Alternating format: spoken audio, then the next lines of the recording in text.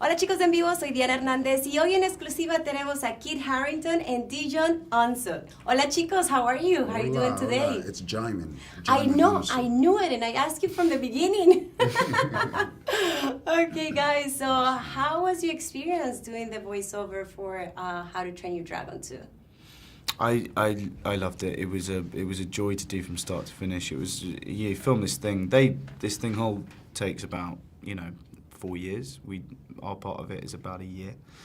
It's a new thing for me, and it was incredibly playful and liberating and fun and truly a new thing, eh? Yeah. So you guys never done animation films before? Well, I did a TV animation for Black Panther. And so that was that experience, but it was a shorter, I mean, it didn't really feel like an animated, that I was doing an animated feature. But this is my first, and the experience was, felt a bit off in the beginning, because it was just you and the mic, and no other actor to interact with. So I was going to ask about that really. because I always ask myself, like, do you interact with each other? Right, do you do the scene with your same partner? It's no, just he alone? was in different parts of the world for the most times recording, right? Yeah, we met the first time in Cannes a few weeks back Wow. for the premiere. Yeah. And that was the same for everyone. Jay, the first time I met Jay, the first time I met Djimon, first time I met Kate.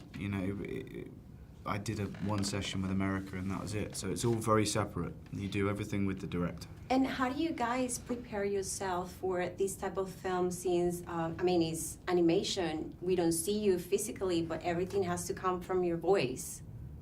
Like, how do you prepare? Well, I mean, you prepare, I think, the same process as you would prepare a real story, live action, whatever. But I think here you have a little more liberty of expression in the sense that it's just you and you're not, you don't have any makeup artists coming in when the director say, action, you don't have, wardrobe to deal with and no lighting hitting your spot. I mean, but other than the fact that you're just glued to that mic.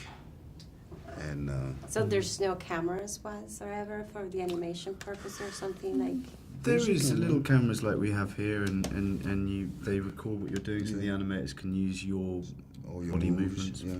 But as far as how you prepare, you'd always sort of prepare a script. Like you'd always prepare a script, go through it, and see what you're doing that day, and what the scene is, and how it fits in. At the end of the day, it still has to be organic.